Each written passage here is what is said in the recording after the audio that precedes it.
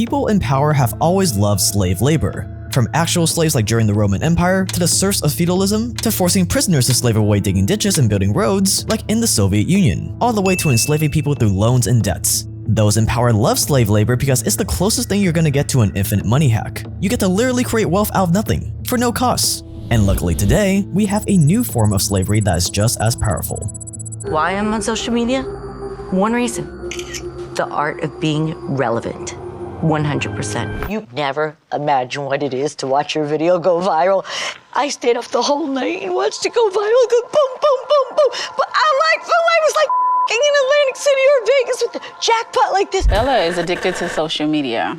This girl probably posts easy 10 videos a day. That's all she does. This is my time. I'm 52 years old. This is my shot, you know? You got one shot, this is it. Social media pays her nothing.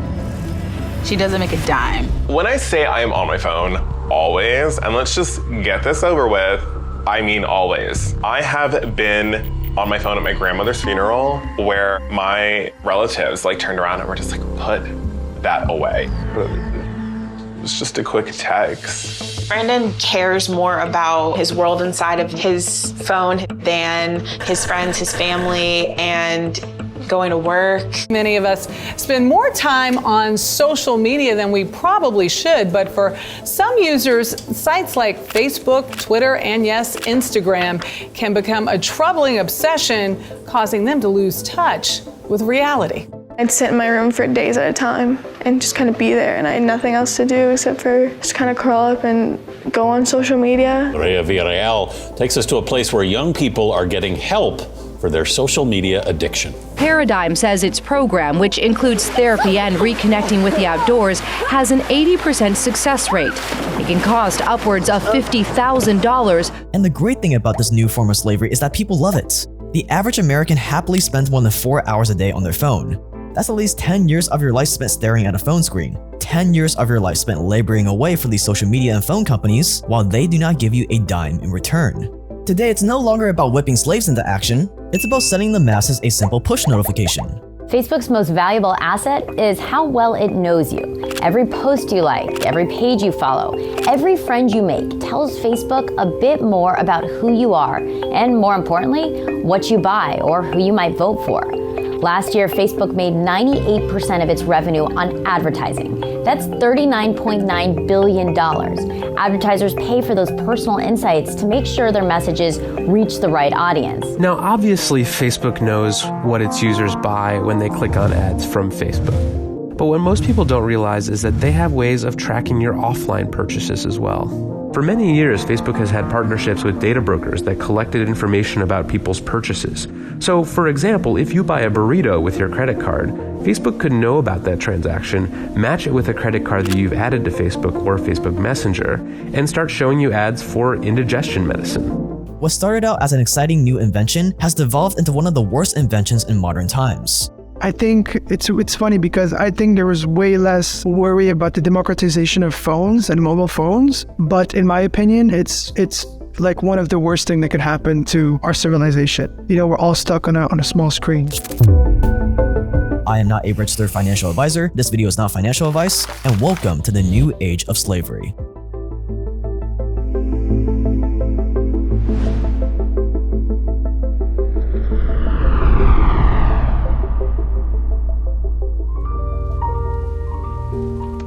One startup that is trying to turn all of this around is called Mode Mobile. They're the paid sponsor of this video. Full disclaimer and disclosures are on the screen now.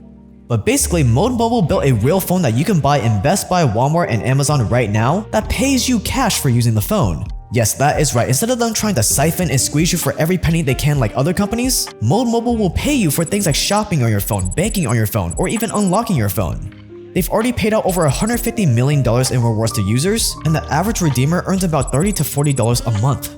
We're gonna talk about them more later, but the cool thing is that if you want to invest in Mode Mobile and get in on this paradigm shift, you can with as little as $750 by going to invest.modemobile.com with the link below.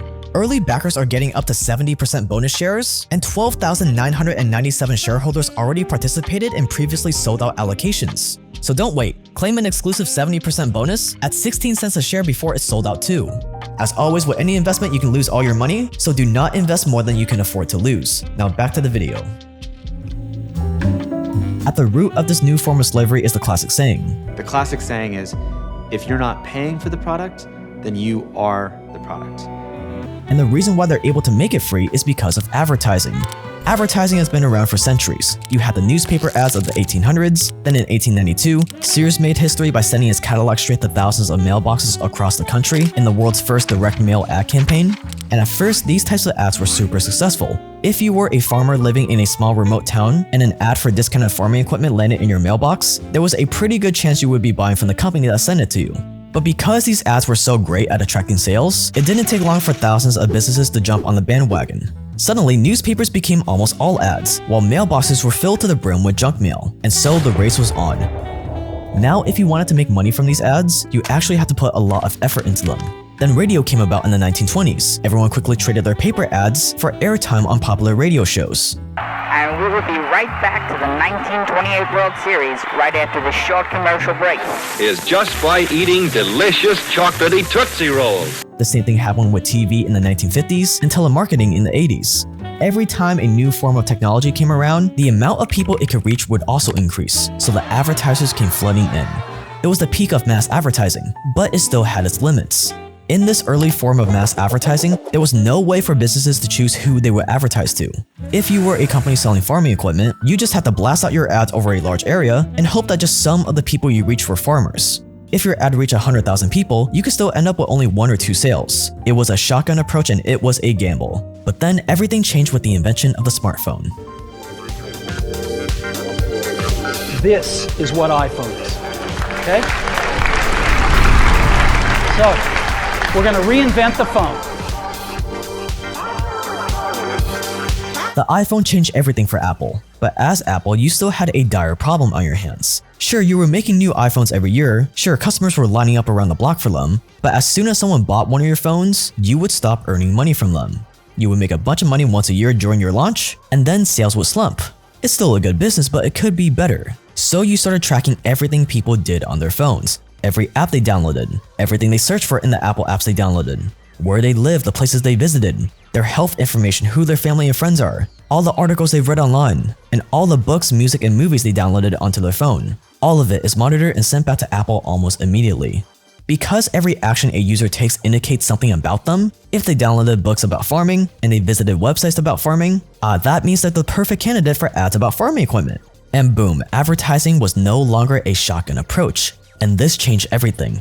Within a week of someone using one of your phones, you knew more about them than their partners, parents, and probably even their therapists do. And advertisers ate it up.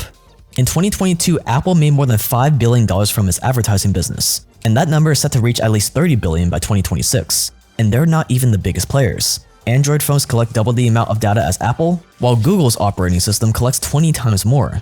And yet none of these companies have to pay anything to their users in exchange for making them billions of dollars with this data. All of us are just willfully laboring away for free, and it didn't take long for the social media companies to jump on this gold rush.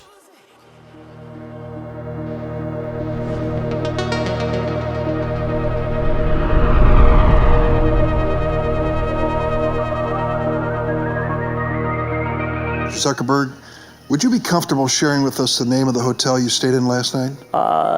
No. As a social media company, you knew just how big of a gold mine you were sitting on.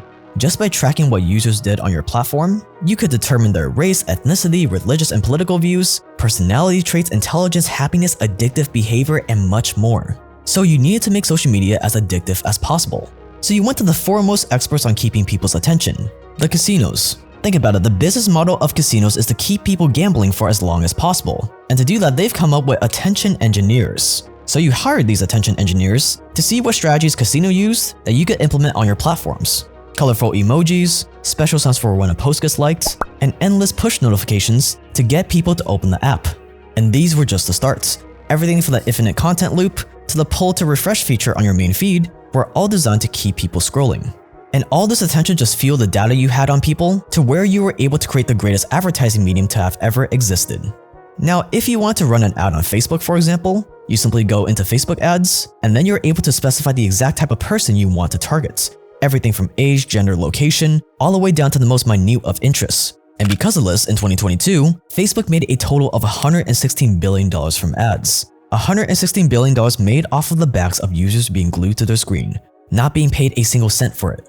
And in that sense, this has become the biggest slave force in the world.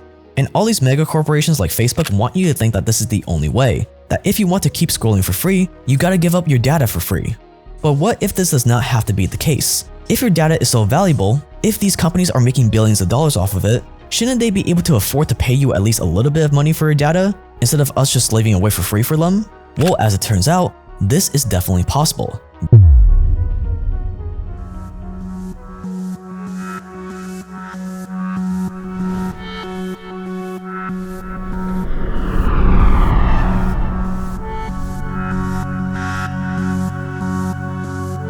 This is Mode Mobile. Mode Mobile built a real phone that you can buy in Best Buy, Walmart, and Amazon right now that pays you cash for using the phone. You can get paid for things like shopping on your phone, banking on your phone, or even just unlocking your phone. And I know it sounds weird, but they've paid out over $150 million in rewards to users already. And users can actually make a surprising amount of money from it. Here's how it works.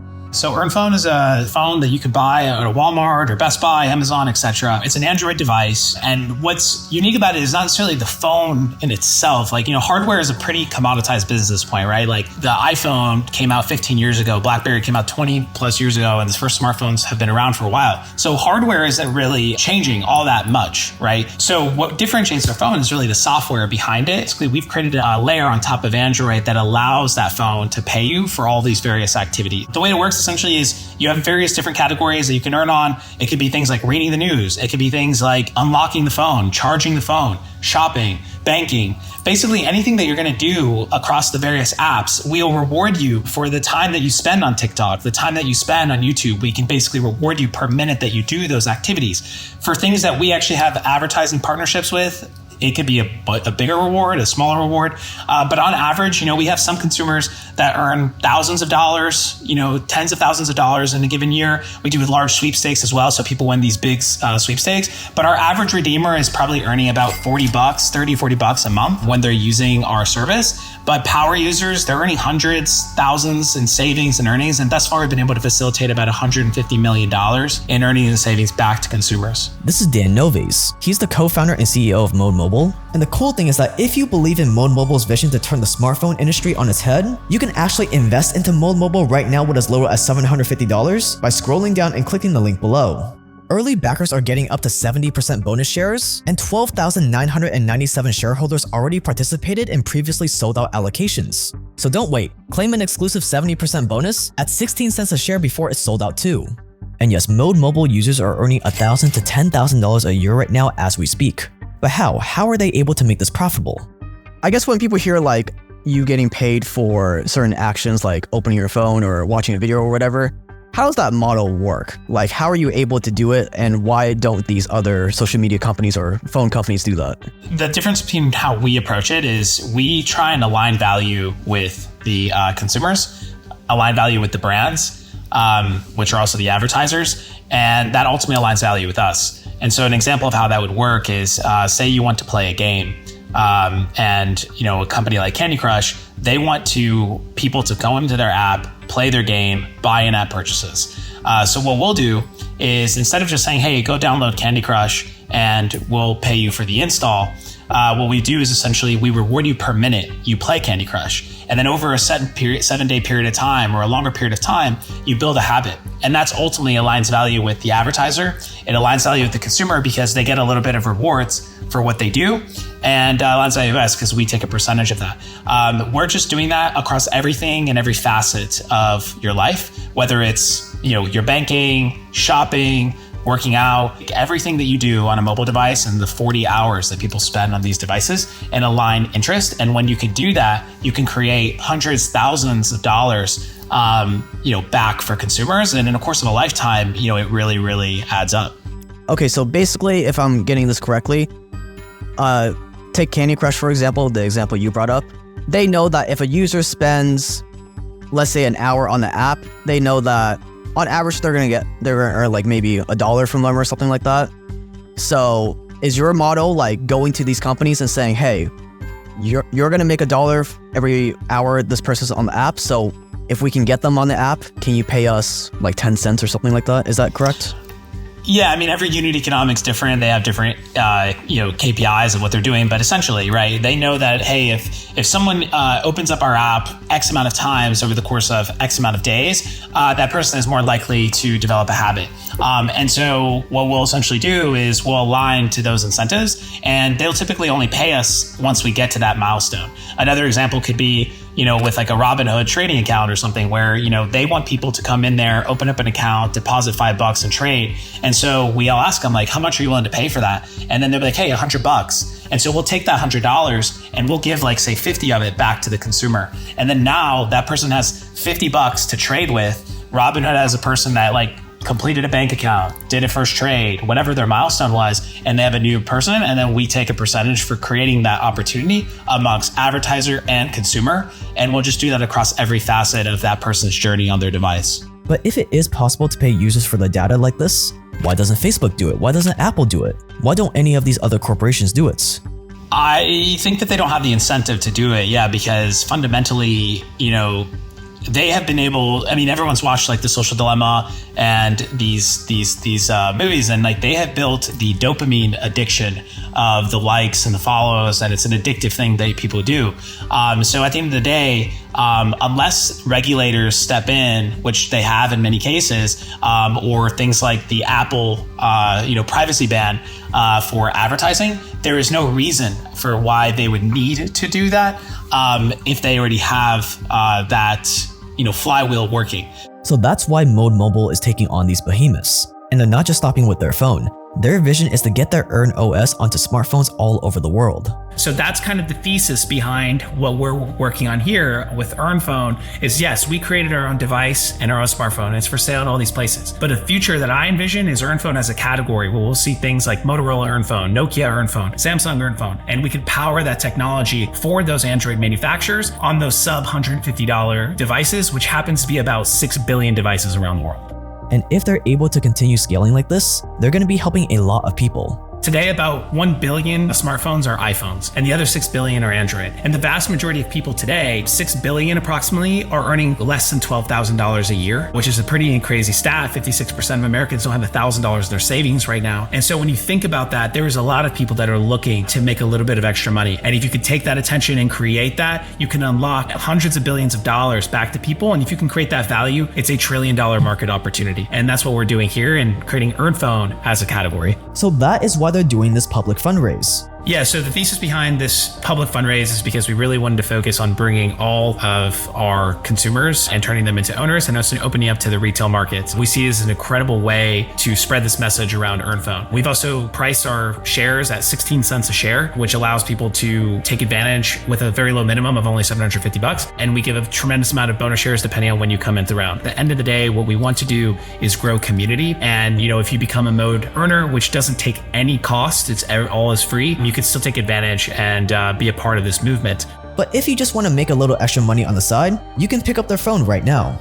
It's about $99. The price kind of changes in that sense, but generally anywhere between $99 to $120. Or you can go to modephone.com. We have a subscription there where, every year we'll get you a new Earn Phone essentially, and you become a part of our Earn Club, which allows us to unlock other earnings and savings beyond just what we can do with the phone. Okay, wow, that's even better. So people can make back their money in just a few months, pretty much. Yeah, usually I think people that buy our device make it faster than they can do that. And if you don't want to buy it, you can also just download our product and you redeem your points for it. We have a lot of people that just use the product as an app user first and redeem for an Earn Phone for free with their points.